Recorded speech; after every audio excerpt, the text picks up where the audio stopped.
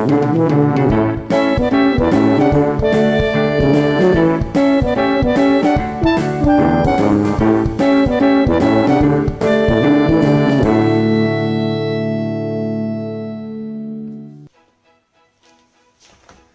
à tous, j'espère que vous allez bien. Je vous souhaite la bienvenue dans cette nouvelle vidéo où je vais vous faire la présentation de mes derniers achats livresques.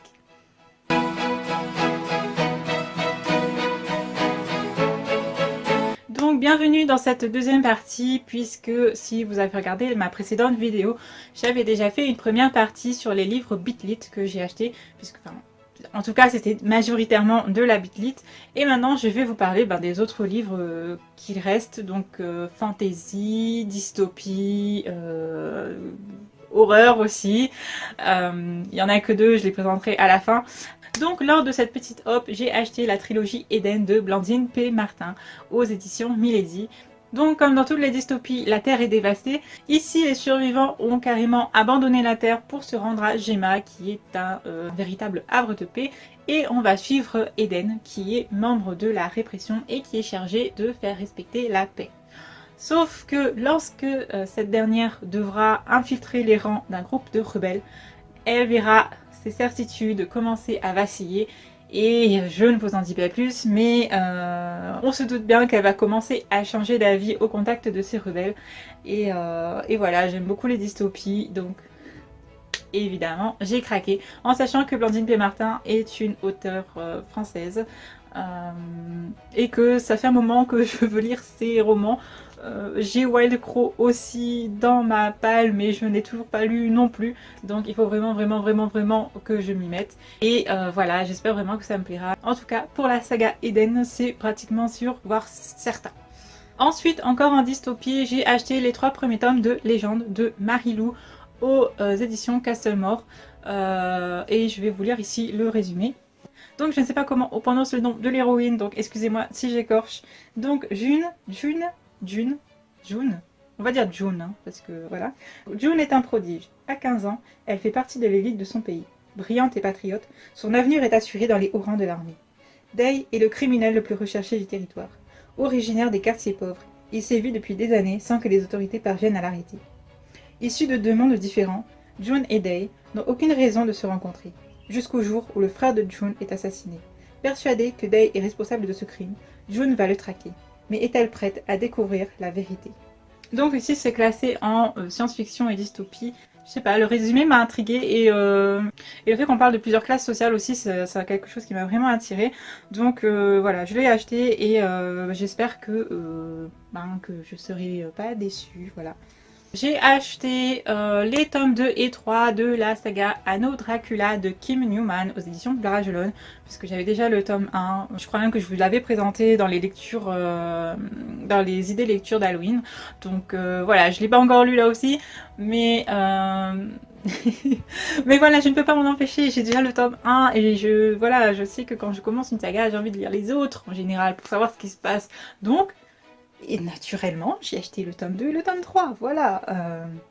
Mon compte en banque fait la gueule, mais moi, en tant que lectrice, en tout cas, je serais contente. Voilà. Donc, le premier tome de la saga Anno Dracula se déroule à Londres en 1888, et c'est un mélange de fantastique et d'histoire, puisque dans cette histoire, le comte Dracula s'est marié à la reine Victoria et règne désormais sur l'Angleterre. Voilà. Donc on se doute que le règne de Dracula, ce ne sera pas de tout repos, et ce ne sera pas le monde des bisounours.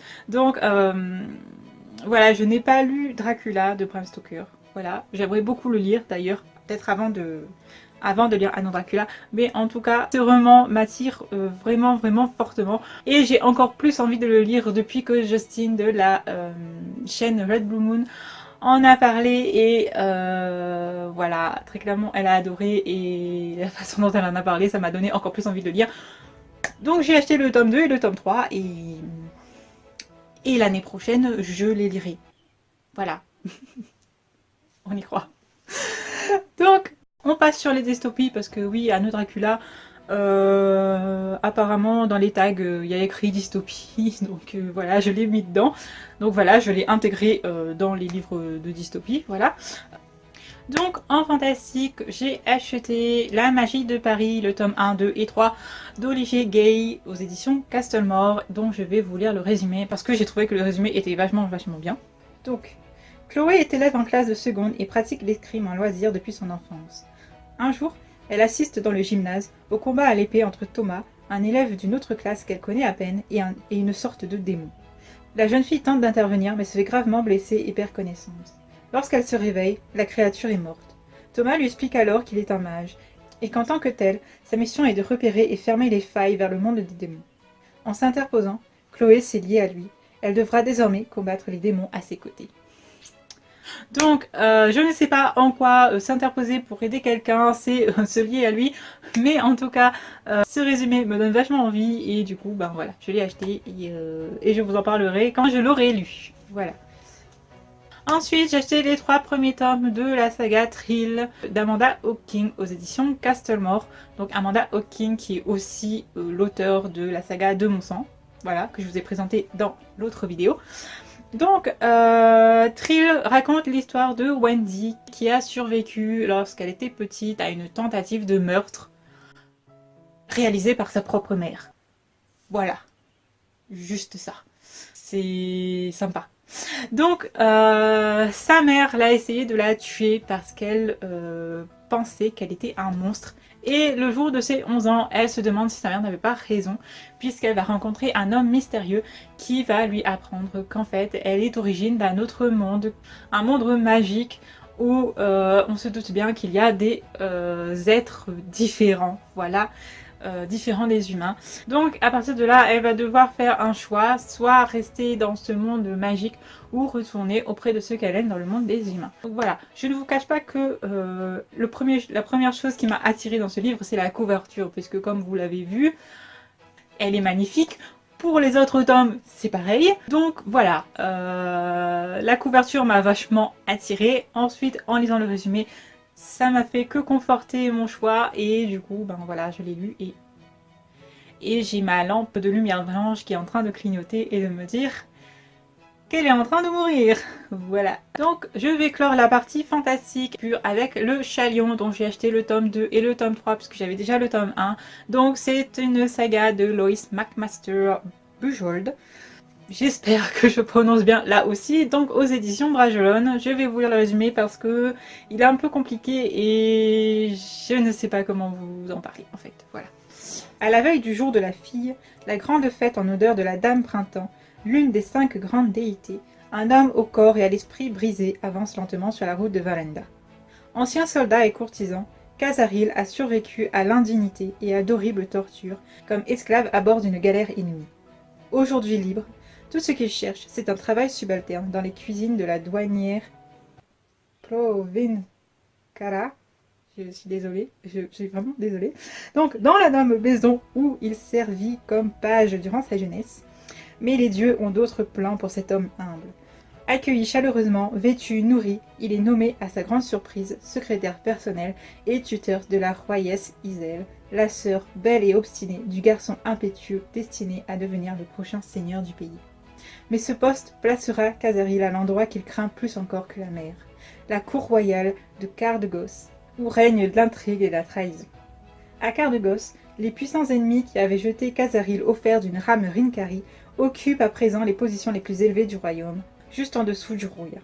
Pourtant, quelque chose de plus sinistre encore que leur plan machiavélique pend comme une épée au-dessus de la famille royale, une malédiction sanguine qui touche non seulement ceux qui règnent, mais également leur entourage.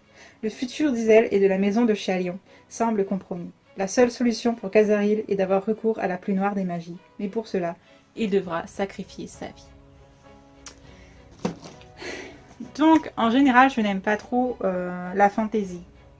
Voilà. J'aime le fantastique. Voilà, je me rends compte. Enfin, c'est pas du fantastique, en fait, c'est vraiment de la fantaisie. En général, j'aime pas trop ça. J'ai aimé des romans de fantaisie, mais c'est vraiment. Ça se compte sur les doigts d'une main. Et voilà. Les films, j'adore. Le Seigneur des Anneaux, voilà. Mais les livres de fantaisie, j'ai un petit peu de mal. Et pourtant, là, le résumé va vachement plu, surtout la fin du résumé, hein, sans doute. J'espère que ça me plaira, j'espère que que ce roman-là me réconciliera avec la fantasy. Je suis pas vraiment fâchée avec le genre, mais voilà, c'est pas forcément mon style de prédilection. Donc, ben, j'espère que j'aurai raison de craquer face à ce résumé. Voilà. Donc, pour les livres fantastiques fantasy, j'ai terminé.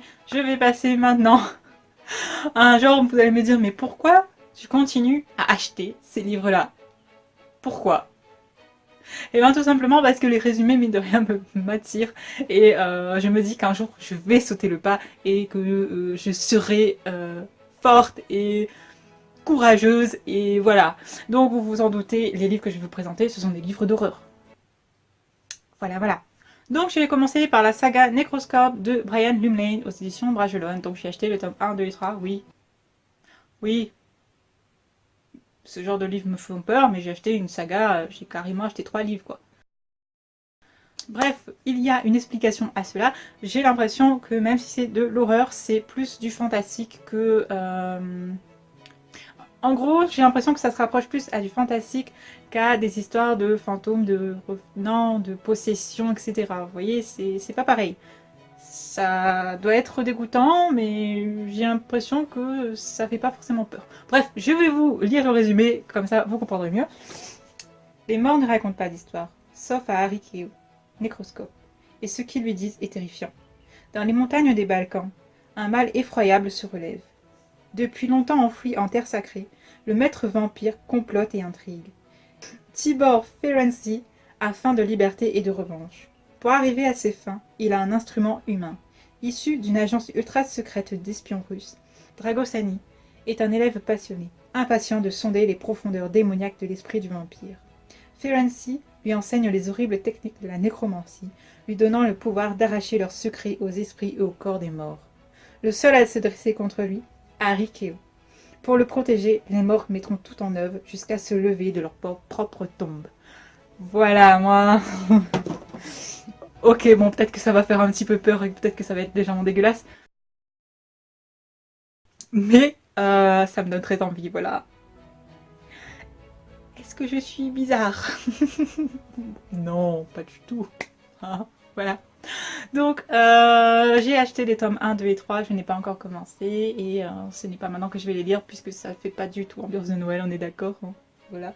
Mais c'est prévu que j'essaye là aussi de le lire. Tous les livres, c'est prévu que je les lise l'année prochaine. Je me rends bien compte que je n'ai pas un rythme de lecture aussi soutenu, mais c'est pas grave. L'espoir fait vivre. Voilà. Ensuite, j'ai acheté 2 livres là vraiment qui font peur, voilà. Bon, je les ai achetés pour mon chéri, donc si je les lis pas, ben, c'est pas grave. Mais je vais vous les présenter quand même, au cas où vous aimeriez ce genre de livre. Donc, ce sont 2 livres de James Herbert aux éditions Bragelonne. Donc, le premier s'intitule Hanté et le deuxième, Le secret de Crickley Hall. Donc, pour Hanté, je vais vous lire le résumé. Donc, on se doute bien que ça va parler de maison hantée, hein, c'est clair, hein, voilà. Mais pas que. Donc, David ne croit pas aux fantômes. Rationaliste convaincu, il met un point d'honneur à démasquer les faux médiums et à attribuer les causes naturelles aux prétendus phénomènes paranormaux. Mais un véritable mystère plane sur la vieille demeure d'Edbrook, et, pour la première fois, David se heurte à l'inexplicable. Pour la première fois, dans son acharnement à nier tout ce qui relève du surnaturel, ne cherche-t-il pas finalement à oublier ce qui le hante depuis l'enfance? Donc on voit que là il s'agit de hanter la maison et le personnage. Donc le résumé me plaît, donc voilà, mais bon, comme je vous l'ai dit, je l'ai acheté en premier lieu pour mon copain et il me dira si c'est bien, voilà. En sachant qu'il a déjà lu Snowblind, Whitefell et en ce moment Les Reliques de la Nuit, que je vous ai présenté dans la vidéo d'Halloween et qu'il m'a dit que c'était vraiment génial et que ça faisait peur. Donc, ensuite, pour le secret de Crickley Hall, je vais vous lire là aussi le résumé. Crickley Hall, une vieille demeure comme on n'en trouve que dans les régions reculées de l'Angleterre. Vaste et sinistre, elle a même l'air un peu menaçant. Lorsque Gabe et Eve Calais, je ne sais pas comment ça se dit, viennent s'y installer avec leurs 2 petites filles, ils espèrent y trouver la paix et tourner la page sur de terribles malheurs qui a frappé leur famille. Mais quelque chose ne va pas. Bientôt, des bruits inexplicables les arrachent le sommeil. Les enfants sont les seuls témoins d'étranges apparitions. Et chaque matin, la porte de la cave est entr'ouverte alors qu'on l'avait fermée la veille. Cette maison est le dernier endroit que les Calais auraient dû choisir. L'horreur qui les y attend dépasse tout ce qu'ils pouvaient imaginer. Oserez-vous affronter le terrifiant secret de Crickley Hall? Voilà, là aussi ça a l'air de bien foutre les chocottes. Donc j'espère que mon copain il trouvera son bonheur, hein, voilà. Moi, je vais les garder au chaud pour le jour où, comme je vous ai dit, je serai courageuse. Voilà. Donc c'est tout pour cette vidéo, j'espère que cette deuxième partie vous a plu. Encore une fois, n'hésitez pas à me dire en commentaire ce que vous en avez pensé, si vous avez lu certains de ces livres et s'il y en a d'autres qui vous ont plu. Je vous remercie d'avoir regardé jusqu'au bout, je vous souhaite de très bonnes lectures et je vous fais des bisous.